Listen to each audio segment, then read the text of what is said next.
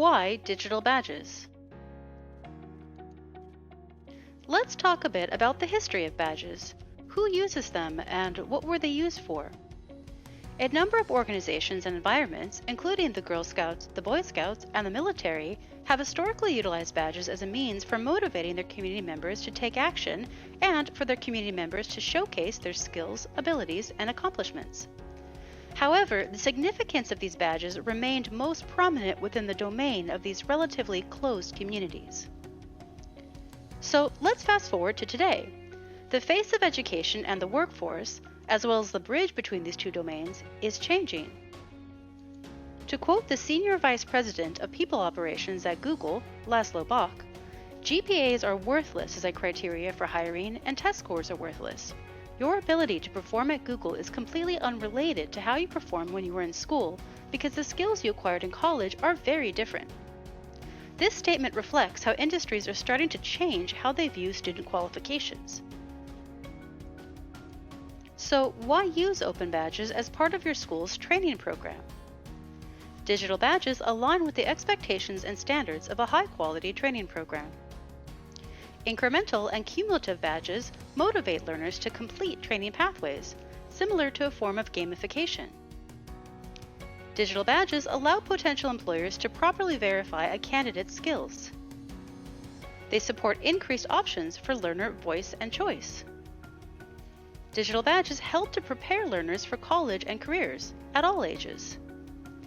And finally, they help learners to showcase and track their learning via digital backpacks or portfolios. So, what makes a digital badge meaningful to learners, schools, and employers? There are two schools of thought on this. One argument is that the more official a digital badge is, the better it is for both learners and employers. To make a badge more official, you can reach out to a company, organization, or school to see if they would be willing to back your badge. You can also create a rubric to organize your badge creation process with a focus on quality objectives. Another argument is that really all badges are meaningful and that all badges tell a learner's story.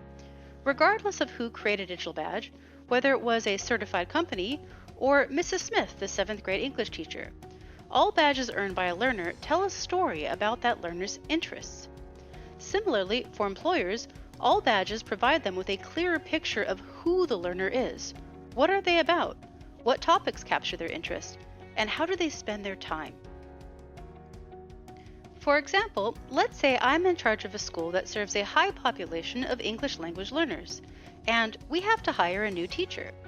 Reviewing the portfolio of a teacher who I can confirm spent more of their time and energy dedicated to learning about supporting ELL students is going to be meaningful to me regardless of how official the issuer of that teacher's digital badges are, because it still shows me what this teacher cares about and who they are as a person.